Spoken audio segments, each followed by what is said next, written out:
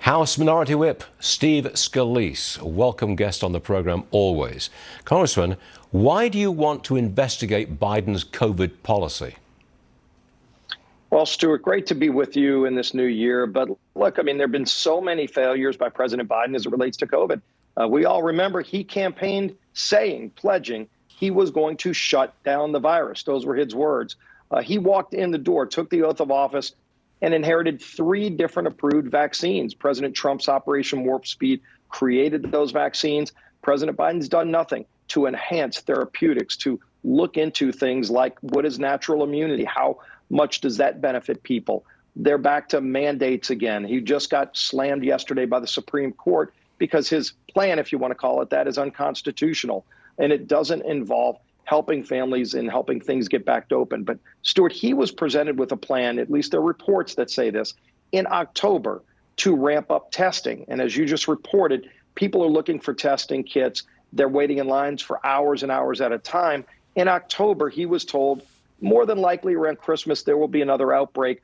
We should order 750 million tests. And President Biden turned that plan down. What I've said is we need to have a hearing to find out, first of all, did this happen? The White House has been radio silent on it. But if it happened, who was involved in that decision?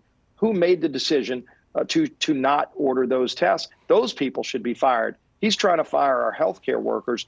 He should be firing the incompetent people that have led us back to another outbreak of COVID when he said he was going to shut down the virus. President Biden has failed us on COVID on every front, and they won't have hearings on any of this stuff. I'm going to keep pushing for it.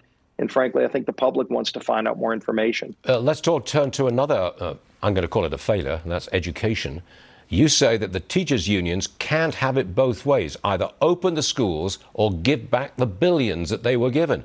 Do we know actually where all that money, tens, if not over $100 billion, do we know where it went?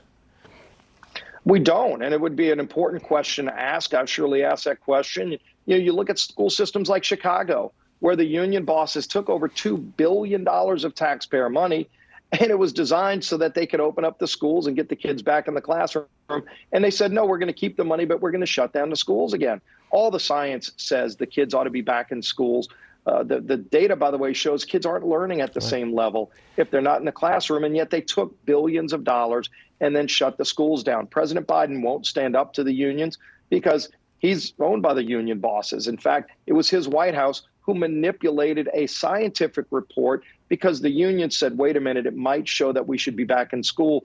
And the White House changed it to bow to the union bosses. You got to pick a side. You're going to be with the kids or the union bosses. Unfortunately, President Biden has chosen the union bosses over our kids. And people are fed up with that. You saw it in Virginia, where people said, I want to be involved in my kids' education, and parents deserve to.